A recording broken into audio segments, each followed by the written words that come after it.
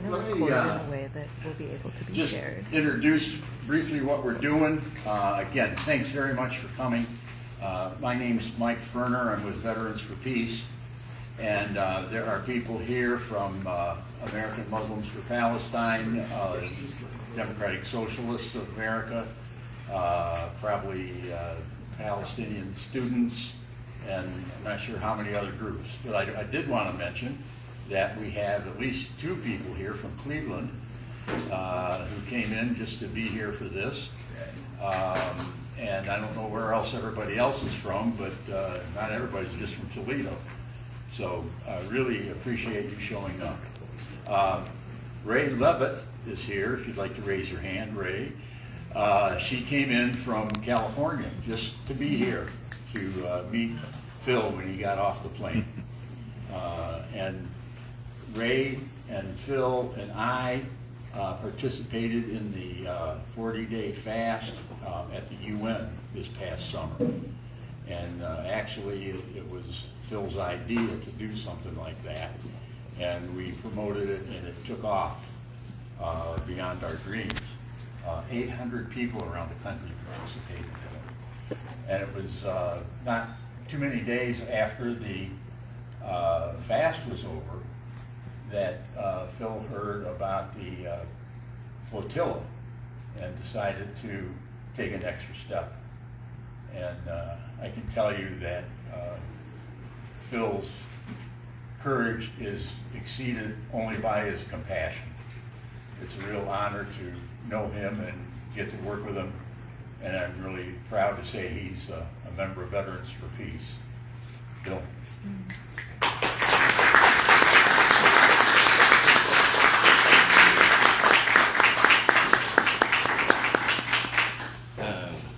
Thank you, Mike, and thank you all for coming. I'm still stepping into my voice along this journey because apparently it's needed, and everybody's voice is needed, and solidarity and action, and that was really shown within the Israeli detention centers that we were in. That when solidarity comes down to sticking up for one another, it works. Especially right now, because the axis of evil, the United States and Israel care about their perception, and the mask is not fully off yet. And so, as we countered their threats with solidarity, we got what we want, and we watched them shrink, and they shrunk because they're cowards. Holding guns and killing, sniping babies. Who needs guns? I always said that Palestine, let's have a rock fight. Let's do that. Let's see. Let's show your courage and watch what happens. They know what happens. But yeah, that's why I'm here. Sorry. I won't make this people. Keep trying.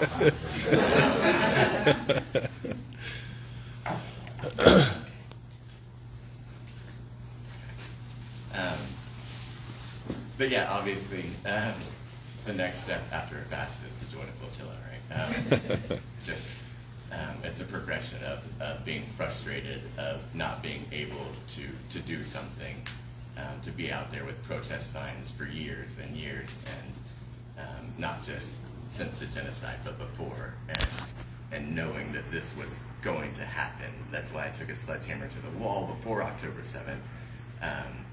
In 2023, because I saw the writing on the wall, and so many Palestinians and people from around the world that have been begging for the world to pay attention, and so that's why I'm here. That's why we put our lives and liberty on the line, because no human's life is more important than another human. And so, as these children are dying, as these children and American citizens like Mohammed Ibrahim have been held in detention for 7 months and has lost like a third of his body weight. We have to get them home. And we experienced as the flotilla that detention for just less than a week. and we could not wait to get out. And the low-level abuse and torture that we've endured, because they don't want to leave marks on us, and to have the stories told because they care about right now perception still. It's just a fraction of what the Palestinians go through. And so how can we sit here in our privilege and say that my life or your life is more valuable than children's lives or innocent women and innocent elderly and innocent men? Like, what is that question? We have to be able to sacrifice and put our lives and freedom on the line and do something. And as a member of Veterans for Peace and as a veteran myself, right, I've served the empire. How can we not serve, especially the veterans and people that look like me, how can we not serve humanity right now in this time? And that's, and being that and realizing that that's a privilege and a duty is to step our game up now, because again, that solidarity that takes place is powerful, and we have that power because they do not want their masks off now. And when we get to that time when they take their masks off, we cause them to expedite their timeline, and they make mistakes, and it's going to get worse. It's going to get worse, but it is our duty. We've had the privilege for far too long, and have been watching this genocide for over 2 years now, and as well as the catastrophe, the Nakba, that's been ongoing for 77 years. And so, yeah, just to iterate that we need to act and disrupt. We saw the Italian workers do what they did, which really put pressure on, but to not relent in that pressure, because, right, the 2 Italian ships, that was all just a facade and appeasement to shutting down capitalism, which is the underlying cause of war. And we can get down to that and really talk about that, and how ending capitalism will end the war, because that is what all of this runs on, is profit. And it's the same thing with ICE detention centers and for-profit prisons and all the things that marginalized people have known is going on and have suffered. So this is why, like, they tell us what's important to them by taking away our free speech around criticizing Israel and criticizing through proxy the American government. They tell us through voting and gerrymandering, right, what's important. Voting matters. It does matter, but we have to get the right candidates in place for that to happen. But all of this matters. And so when we free Palestine, and this solidarity from all marginalized peoples, from the people, indigenous people of the United States, to our black siblings here that have been enduring this hatred and this racism the same way that Palestinians have.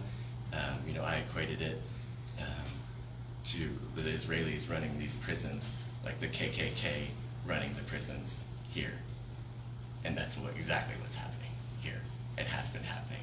So these are all related. They are all related. And when we step up in solidarity, we save ourselves. When we free Palestine, we free ourselves. And so that's what I'm here to say. And I have my experience of what we endured, and I'm happy to share that, because I know people want to know. But really, it's about Palestinians. It's about the marginalized communities here, from indigenous and for all times. And it's white settler colonialism tied into capitalism. So.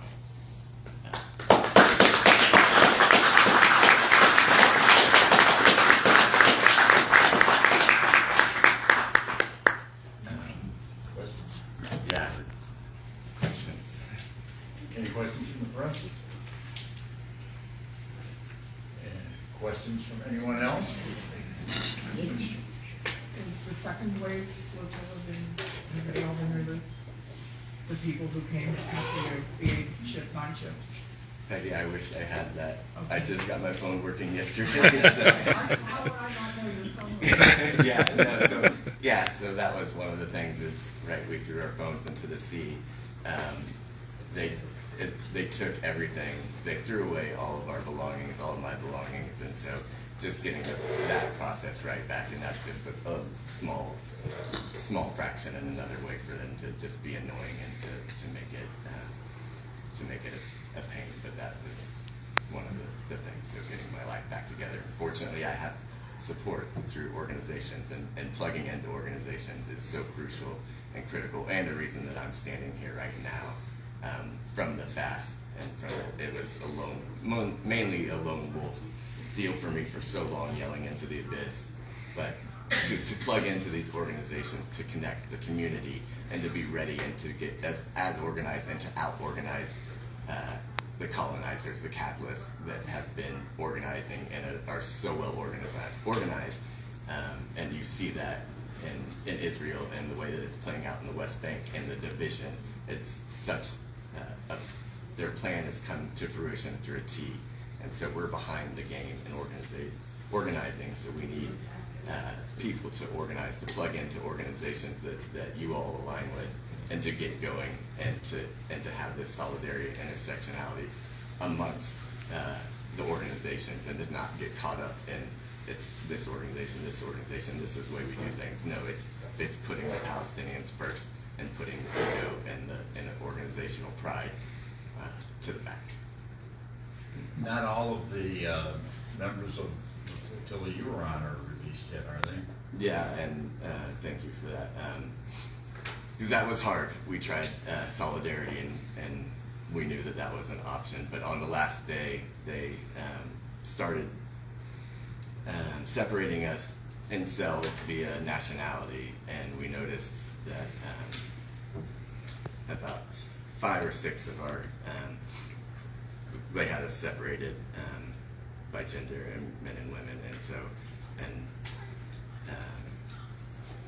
Chris O'More, who was my boatmate, who's an expat but Norwegian, was traveling with a Norwegian passport, is still over there, and is just an incredibly beautiful soul. There are 2 Moroccans, and last I heard there was a Nigerian, Micah Vitalis, who was a cellmate of mine along the way. But I also know there's another name, and again, this is me not having information, and also being sleep deprived and catching up on sleep, and I still jet lag and all of that. So forgive me for not catching up with that. But to get Chris back out, and not just Chris, but to go back. I want to go back over there and just hop on a boat from Egypt and just to get arrested, so I can make sure that he's okay, because that's the kind of person and people that are over there, these beautiful, selfless people that are giving of themselves. And so for them to be there as we were getting on the buses, and they were moved to our old cell block, and then for people to hear them screaming that they were put back in their cells. You were in Kitzio prison, is that correct? That's in the Negev Desert, I believe. When you first arrived, did they separate you prior or after? Were you with any other your mates during the time that you were in the prison? And did you see any Palestinian prisons, or was that forbidden to see that? Can you tell us a little bit about how separated or together opportunities were for you during that time? Yeah, I kind of don't want to tell them how stupid they are, but for allowing us to be amongst each other, and to also exchange cells, and for us to be able to talk to people that we otherwise wouldn't have been able to talk to, like Tunisians that were beaten, and so to get the different stories from different people along the way was not really smart on their part. But no, we didn't. We were separated. We never saw Palestinian prisoners. I didn't know where we were being taken ahead of time, and that was on me for not doing the research. So I know there's a lot more research that I need to do in the prisons, but different things were said, and that that possibly we were on top of Palestinian prisoners, that we were above ground and they were below ground. It was. There were about 20 cells per cell block. We were in 2 different cell blocks at different times. There were about 13 of us in each cell. There were 4 bunks per cell, so really the rooms were eight per cell, or it should have been 8 per cell with one bathroom, which was a sink and a toilet. We weren't given any water, so we were given these little 4-ounce plastic cups that we would drink the tap water, which who knows what was in the water, but we drank because we had no other choice. There were about half of us were on hunger strike for the 5 days that we were actually in prison, but we were detained immediately, right? We're out in international waters. The interceptions began at 9 p.m., around 9 p.m. on October 1st. The boat that I was on, the Owaila, we made it to 47 miles away from Gaza, and we were intercepted at 4 a.m. Immediately searched, lasers, guns on us. We were put down below the deck for 12 hours as we went to Ashdod for processing. And once we got there, we were as boats came in, there were about 300 plus of us out on the loading dock, forced to sit down and kneel and not look up and be in certain and really uncomfortable positions for a total of 6 hours, but probably a couple of hours before Ben Gavir came to call us terrorists, and where multiple people were beaten, and we all did our fair share of yelling at him. I shut up as 3 Israeli cops rushed by me, so when they got there, I stopped. But after he left that area, we were immediately zip tied, super tight, and high up on our backs, and forced to sit there on an incline, of 20 degrees, which for people, and there were elderly people and people with different physical ailments being held in that way. And again, it's just a low level torture to what in comparison. And so then through processing, and then paddy wagon, some of us in cells, blindfolded, zip tied, and some people lost sensation, and as far as I know, haven't regained sensation in their hands, and just beaten for sticking up. There was the Tunisian that I was in the little 2.5 by 3 foot cell on the bus that was beaten for 25 minutes for holding up for holding up a Palestinian flag and for saying Free Palestine when Ben Gavir was there. And he thinks, he has a couple broken ribs, but there were, we were denied doctors, lawyers. It was a kangaroo court of a judge sitting there, but we haven't, to my knowledge, still been charged with anything, held illegally, intercepted illegally in international waters. And so, but I do want us to add to the beauty and the solidarity that when we were in the prisons and in the cells, the singing, then the different countries, the Turkish delegation just singing and harmonizing, and the Algerians, and just the beauty that came from that, and the call to prayers in the face of the Israeli prisoners, or the Israeli cops yelling and threatening for them to shut up, and just doing it out of sumud and steadfastness and out of unconditional love, which is what brought us all there. And so, just as a reminder before I get to you, Dawn, that the pride is what has divided us from humanity, whether that's national pride, religious pride, racial pride, and not for the people that all of you that we're working on unconditional love, right? But that pride and love in those contexts cannot coexist. That unconditional love is the master that we serve, right? Where pride and hatred and all of that divides from that unconditional love and leads us on a different path is how we're here. And to get back to looking at these children, not just as Palestinians, but as human beings first. And that's where we need to get back to, and for people to not value our privilege and our lives more than what's happening, and to realize that together we do make a difference in this solidarity, for example, on the microcosm, Don, I promise I'm coming to you, but the medication that were denied diabetics, the insulin, there was someone that was denied their heart medicine and could have had a heart attack at any moment. But realizing along the way that they weren't ready to take the mask off and that their threats were empty, minus the beatings, and we have that privilege, right, where the Palestinians don't have that privilege. But that we got them their medicine through our act of defiance and solidarity. And so it does make a difference, it does. What did the apartheid Israelis do with the goods, with the infant formula and the other goods that you all had brought? We don't know, but based on past behavior, right, that destroy it is what happens. And we were being asked that, and as our stuff is being thrown away in front of us, as we're being lied to and told how amazing Israel is, they just, there's no compassion there. And they want to send a message. You know, we were asked why we didn't, and by the Italian government too, why we didn't just hand over the aid to Israel. I think all of us in this room know why. It's because it gets destroyed and it gets used as PR. They'll take the footage that they need to take to lie to and deceive to their people, their audience, because they know that their audience is never going to go fact check and go research on their own. So it's what we see with Trump and the lies. He doesn't care that he's lying. He knows he's lying, but he knows that his audience, his cult followers, aren't going to go and research the truth.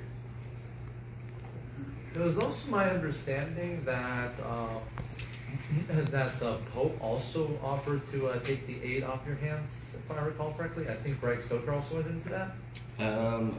Even though I was on the same boat as Greg, there was so much going on. There was also a lot of communication on that front. So specifically to that one, I don't know.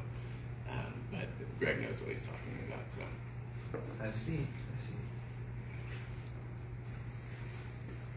So, from what I heard with, the experience of other people that were talking to U.S. Embassy people, what was your experience there? Because, I just want to make sure the news has this on record right here that the U.S. Embassy was treating you this way.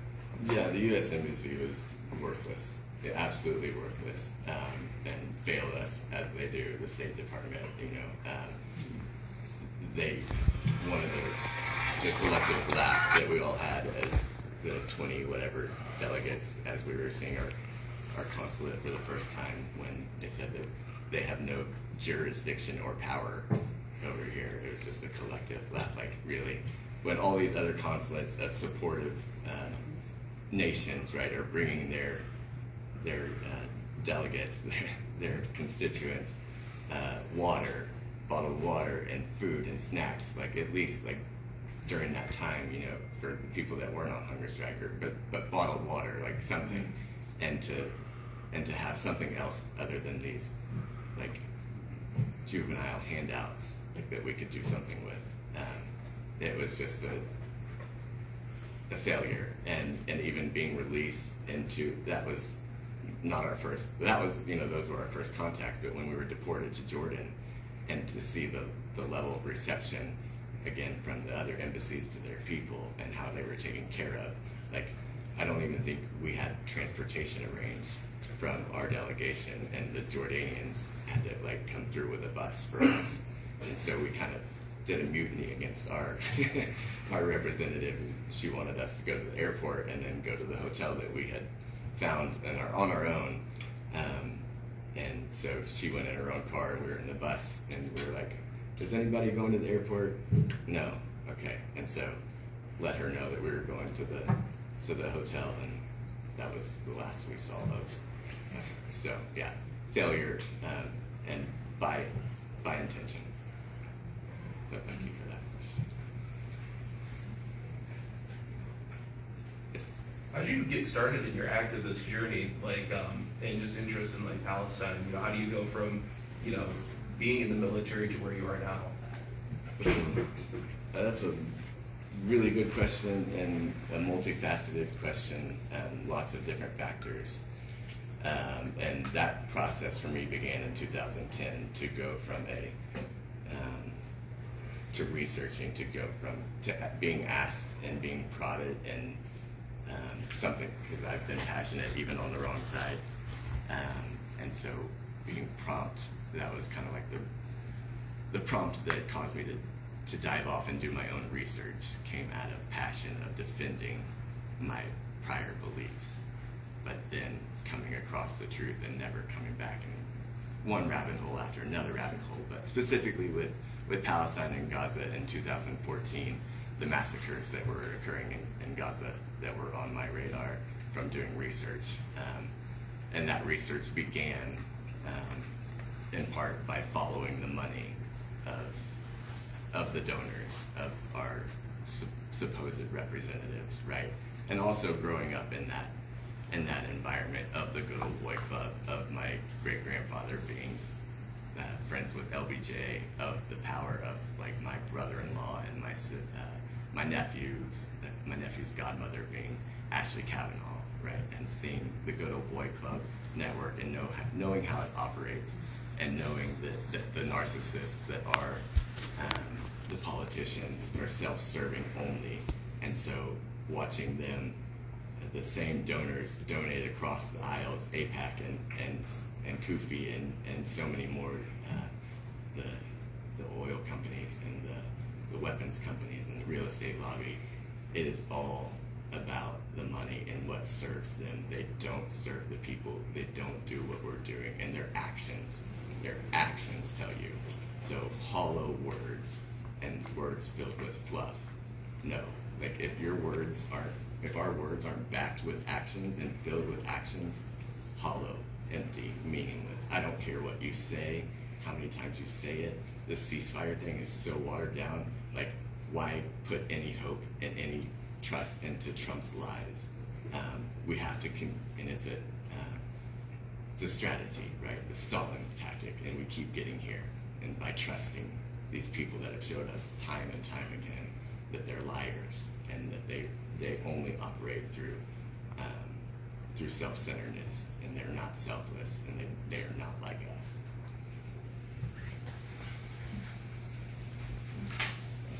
So it's clear that you guys plan on planning on organizing and advocating for the Palestinian cause. I know you just got back, but are there plans to launch another flotilla or try and break that? The Israeli siege or any of what's next? Yeah. And how can we support you in that? Thank you.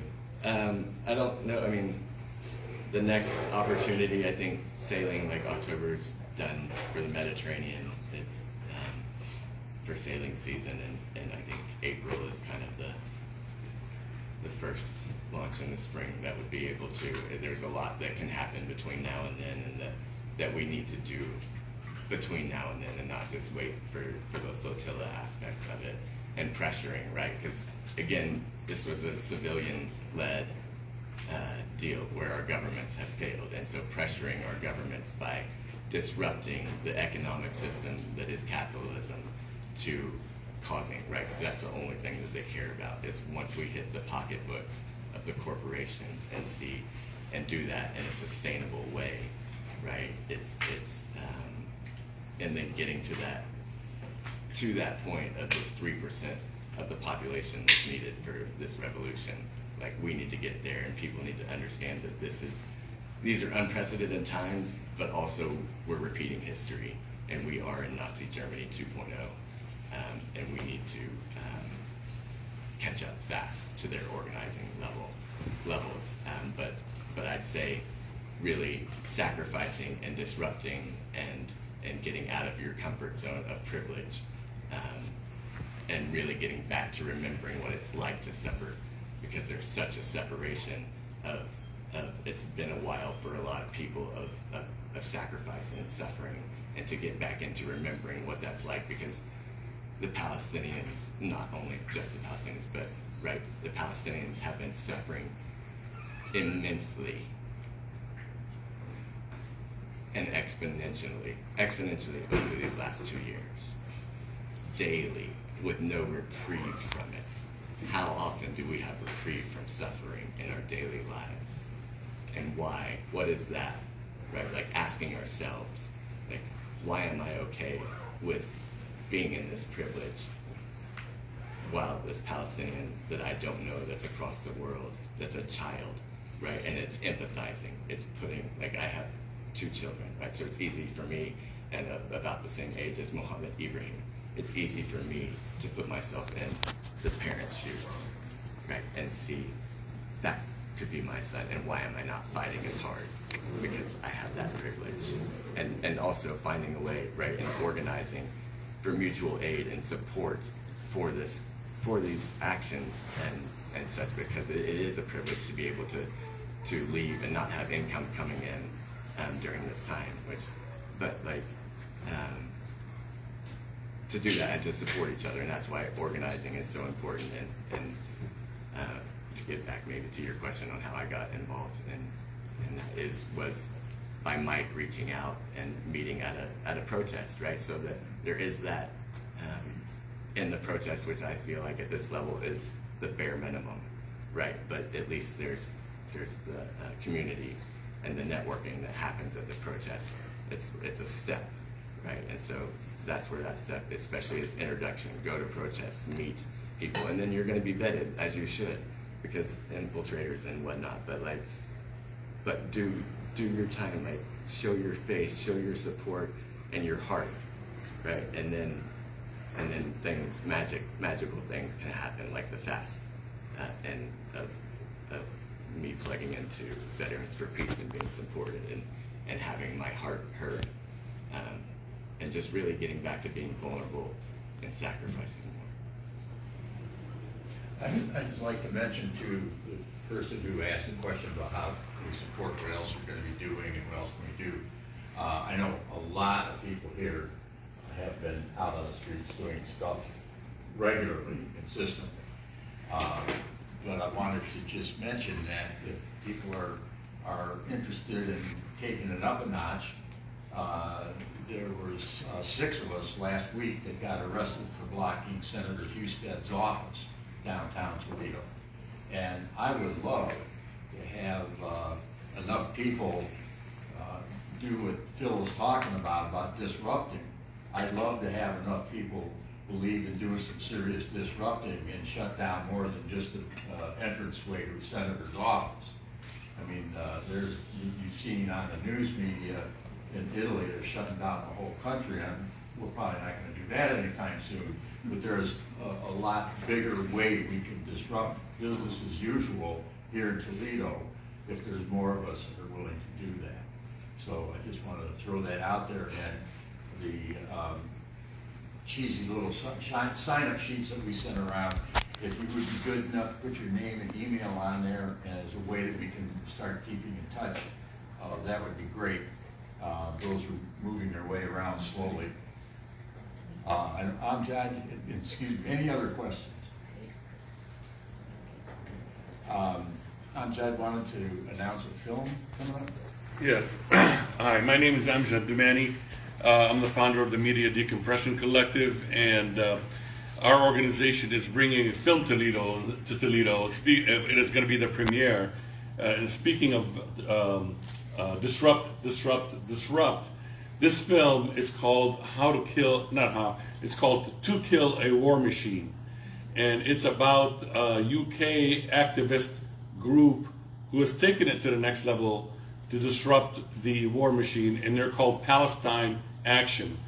That group has been, since they've started their next level disruptions, they have been tagged by the British government as a terrorist organization. Because what the British government found was that when, before they tagged them as a terrorist organization, when they were arrested, and I should let you know before I tell you what happened at the courts, the group took it upon themselves to target Elbit Systems, which is an Israeli company that manufactures drones, arms, munitions, and they have factories around the world and some in England. So these activists took it on their own because they got tired of just protesting in the streets and writing their representatives that it was not making any changes in the government, in the policy towards Palestine. So They went to these factories, they broke in, they monkey wrenched the equipment, they destroyed it, they picked up files that documented their complicity in the genocide and all of that. So that's when they were taken to court, and they were always being found not guilty because the courts, by their peers, jury of their peers, were finding that they were, the reason they were doing it was of higher moral value and interest than the fact that they broke into a building and so forth. But then they tagged them as a terrorist organization, and now they are languishing in prison because they don't get to be tried by a jury of their peers. So this film, To Kill a War Machine, was banned in the UK. It had originally been given clearance by the BBC and about to be put on BBC channels, but then through pressure from the government, they rescinded that and they banned the film. So when does this? Thank you. So I've been in contact with the directors, and we're going to show the film here on October 28th. That's Tuesday at 6 p.m. at the Downtown Library McMaster Center. It's free and open to the public. There's a Facebook event page and an Instagram announcements on social media under MDC, Media Decompression Collective. So you can go there and share them. Tell us that you're coming.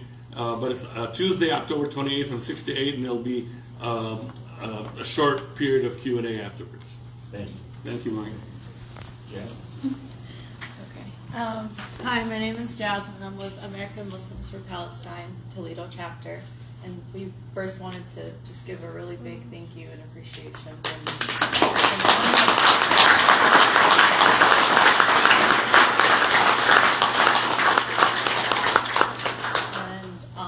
to follow up just like some other action items that are going on in town.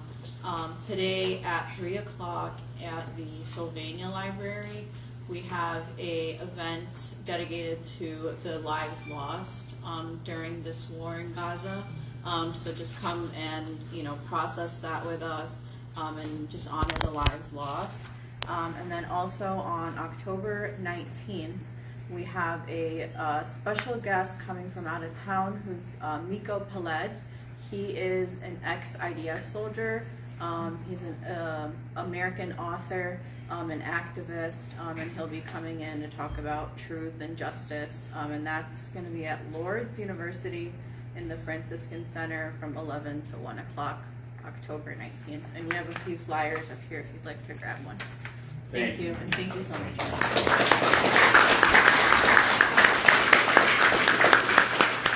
Wanted to mention, I can't wait to see Miko Pellet. I've been reading his book and know of him. He's with a group called Combatants for Peace. And Jasmine mentioned he's former IDF. And the Combatants for Peace is paired with Palestinian fighters over many years now. And they go out in teams and they talk about their decisions to give up violence as a way of trying to make change, and it's a really powerful message. So that's on the 19th, if you can make that. Any other final words before we close up? I just want to thank you very, very much for coming. It's wonderful to see this many people here. Please leave your name and email if you'd like us to keep in touch. Bill, any last words? No, just on Miko, I was able to see him talk years ago and met him on one of his book signing tours, the General's Son, but he has a lot to say, really smart, and I think his grandfather... He's a general. What's it? His grandson died in the war, but his father was a general in the SLR. And I think a co-founder, yes, signer. So yeah, don't miss it if you. And there's a book sale for him. He's going to be signing books. If you'd like to be there. The only last thing that I had as far as addressing Zionists and maybe the the prison guards that were there. There was you could tell the ones that had a little bit of humanity left in them that hadn't been brainwashed since birth, right? It was really apparent to me because there was shaming on both sides and because of the bullying and the abuse that we went through. But to really bring it back to those deep questions when you sense a little bit of humanity left in those people is not to give up on that and to ask those deep penetrating questions like I asked and that other people asked of like, why do you have such cold hearts? And when was the last time that you weren't taught hatred? And to get it back to those questions of, where they've conflated their morals with nationalism to their religion, to those parts of religion like Moses and that matter to them, to the Ten Commandments, and asking those questions for the people that have the intellectual capacity to entertain those questions and have that little bit of humanity. Because maybe shaming has its phase and its cycle that's needed, but it doesn't work in the long run. And so, education is part of that. This disrupting, yes, but I'd say just not to disrupt, but to educate along with the disruption.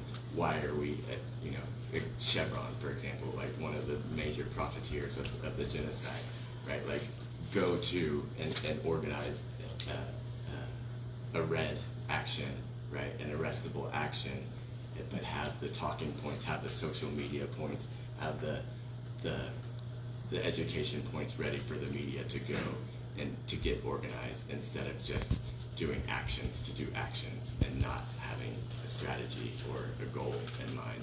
But is to get out, get uncomfortable, and to plug in and to as much as you can.